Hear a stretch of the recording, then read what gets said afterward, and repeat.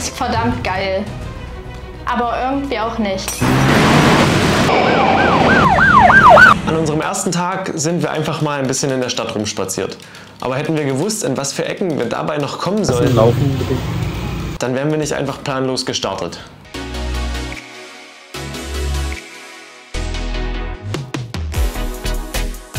Unsere Weltreise startete 3:30 Uhr morgens Richtung Berliner Flughafen zusammen mit unseren Familien. Von Berlin aus sind wir dann nach Singapur geflogen, wo wir mit einer ziemlichen Zeitverschiebung gegen 4 Uhr morgens angekommen sind. 5 Minuten, es ist 4:30 nachts und es ist unfassbar heiß hier, es ist so schwül. Meine Brille läuft an, so schwül ist es.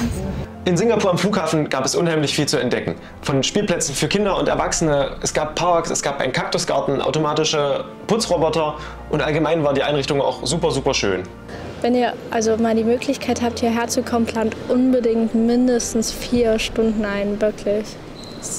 Hier gibt so viele Sachen zu entdecken, man vergisst einfach komplett, dass man in einem Flughafen ist, weil es alleine 5 verschiedene Parks gibt, die man besichtigen kann und über 900 Bäume haben wir gelesen. Spielplätze für Erwachsene. Alles, was man sich vorstellen kann. Dann ging es für uns weiter nach Bangkok.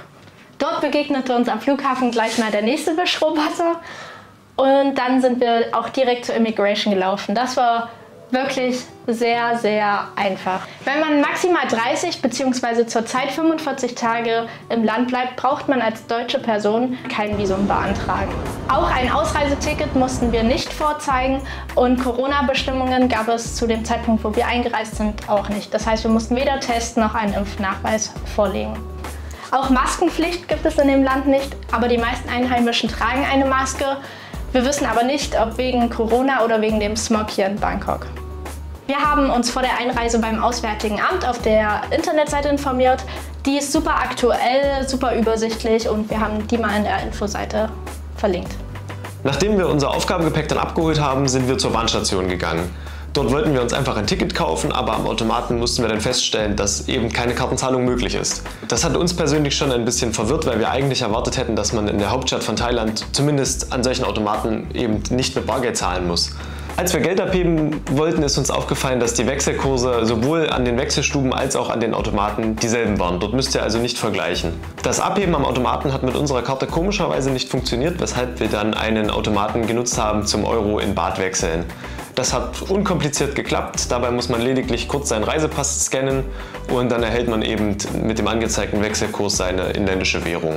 Nachdem wir Geld gewechselt haben, haben wir ein Ticket für die Bahn an einen der Automaten gekauft und sind mit der S-Bahn vom Flughafen direkt in die Stadt gefahren. Auch das war wieder super einfach, die Bahn war leicht zu finden, das ist gut ausgeschildert im Flughafen. Wir sind dann erstmal in unser wirklich super schickes Hostel gefahren, um unsere schweren Rucksäcke irgendwo abzuladen. Dort wurden wir auch gleich mit frischen Bananen überrascht, die auch richtig, richtig lecker sind. Als wir in die Stadt gegangen sind, haben wir direkt mal unseren ersten Fehler gemacht. Wir haben einen Eiskaffee gesehen, den geholt und dann gemerkt, dass dort Eiswürfel drin sind. In Thailand darf man das Leitungswasser nicht trinken und uns wurde gesagt, dass man vor allem bei den Eiswürfeln sehr vorsichtig sein soll. Aber an dem Zeitpunkt war es ja schon zu spät. Wir hatten uns den Kaffee schon geholt, haben bezahlt, also haben wir es riskiert und ihn einfach getrunken. Aber es war kein Problem, wir haben alles super vertragen und er war trotzdem sehr lecker. Unser Plan war es einfach, in der Nähe von unserem Hostel etwas Streetfood zu suchen und zu probieren, wie das denn hier in Thailand jetzt so wirklich schmeckt. Danach war unser Plan eigentlich direkt zurück ins Hostel zu gehen, um unseren Jetlag auszuschlafen, weil wir waren schließlich über 30 Stunden unterwegs. Aber irgendwie sollte es doch anders kommen. Auf der Suche nach einem Streetfood-Stand sind wir überall lang gelaufen, wo es interessant aussah, haben hier und da mal angehalten und haben eine Kokosnuss getrunken. Warm! Die ist warm! Wir haben jetzt Bangkok ein bisschen erkundet, so sind ein paar Straßen lang gelaufen, aber es ist ganz schön viel für den ersten Moment. Es ist unfassbar laut, die ganzen Gerüche, das ist echt krass, das ist man von Deutschland gar nicht gewöhnt. Daher suchen wir uns jetzt erstmal einen Park, wo wir ein bisschen Ruhe haben und das Ganze erstmal wirken lassen können. Zweiter Eindruck Bangkok, es gibt hier keine Mülleimer. Wir tragen dieses Ding schon die ganze Zeit durch die Gegend. Wenn ihr irgendwas kauft, ihr werdet es nicht mehr los. Eine Ewigkeit später. Irgendwie schon dunkel. Wir suchen immer noch diesen Park. Was auf Maps aussieht wie 300 Meter, sind irgendwie 3 Kilometer. Wir finden den Park nicht. Wir wollen langsam was Richtiges essen. Wir haben kein Internet hier. Nach Stunden und ca. 30.000 Schritten später sind wir endlich in diesem Park angekommen. Vom Park aus wollten wir dann nur noch etwas zu essen suchen. Dabei sind wir wirklich durch die komischsten und dunkelsten Straßen Bangkoks gelaufen, wo wir uns nicht mal getraut hatten, unser Equipment herauszuholen, um zu filmen. Hätten wir gewusst, wo wir hier noch landen auf dem Weg zu diesem Food Court, dann werden wir umgedreht. Ich hab geglaubt, Wir können hier nicht lange laufen. der erste Abend als Europäer in Bangkok. Was machen wir? Durch die dunkelsten Gassen laufen. Okay, wir gehen mal weiter. Nach gefühlt 10.000 weiteren Schritten kamen wir dann endlich beim Essen an und wurden dort erneut überrascht von dem günstigen, richtig guten Essen.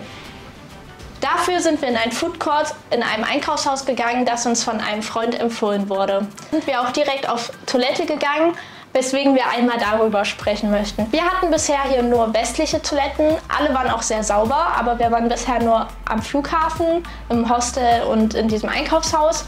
Aber die haben einen ganz kleinen Unterschied zu europäischen Toiletten. Spült man sich mit einem Bidet ab und trocknet mit Toilettenpapier sich dann nur noch ab und schmeißt das dann nicht in die Toilette, sondern in einen Müll, da sonst das Abwassersystem der 10-Millionen-Stadt überfordert wäre. Aber zurück zur eigentlichen Geschichte.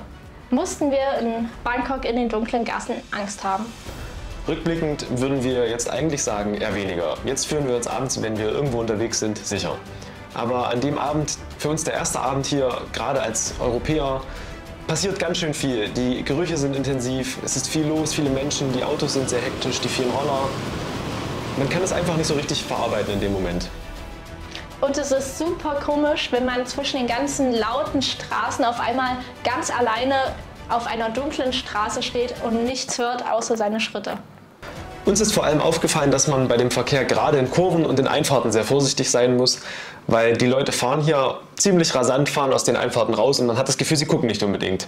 Und der beste Tipp, den wir hier geben können, ist eigentlich, dann, wenn man erstmal angefangen hat zu laufen, einfach durchlaufen, weil die Leute sind es gewöhnt, dann schnell zu reagieren, auszuweichen. Wir hatten es jetzt auch schon ein paar Mal. Berechenbar bleiben. Genau, man sollte einfach berechenbar bleiben, damit die Leute eben ausweichen können, wie sie es gewohnt sind.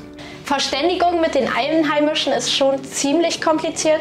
Die wenigsten hier sprechen Englisch und wir mussten uns vor allem mit Google Translate übersetzen. Wir haben dann meist unseren Text einfach eingetippt und den versucht zu erklären, dass wenn wir die Mikrofonfunktion anmachen, die sprechen können und wir sie dadurch verstehen können. Das funktioniert soweit auch ganz gut, zumindest wenn man vorher die Sprache runtergeladen hat. Das wäre vielleicht noch ein Tipp, weil gerade am Anfang, wenn man noch keine SIM-Karte hat, funktioniert das eben noch nicht. Thema SIM-Karte. Wir haben hier eine SIM-Karte bei 7-Eleven gekauft.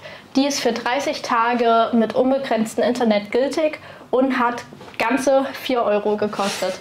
Bisher hatten wir auch noch keine Probleme. Wir haben super schnelles Internet und guten Empfang. Guten Empfang.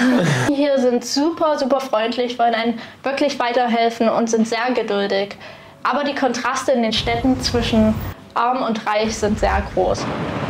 Bangkok ist wirklich riesig. Was auf Google Maps aussieht wie einmal um die Ecke laufen, entpuppt sich dann in Wahrheit als eine Strecke von 3 Kilometern und mehr. So ist uns eben auch dieser Fehler mit dem Park passiert. Wir haben uns zu Beginn gerade in Thailand sehr auf das Streetfood gefreut, aber hier haben wir sehr große Probleme, vegetarisches Essen zu finden, weil eben in den meisten Gerichten immer irgendwelches Fleisch oder Fisch drin ist. Und wenn es dann mal ein Tofu-Gericht gibt, dann ist dort eben nicht nur Tofu drin, sondern eben Tofu und Schwein oder Tofu und Hähnchen. Und auch ein Fun-Fact, den wir so nicht erwartet hätten, Würstchen sind hier super beliebt. Es gibt Würstchen in allen Variationen und Farben. Es gibt hier pinke Würstchen, gelbe Würstchen.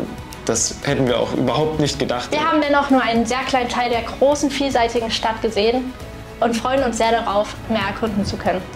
Bis später.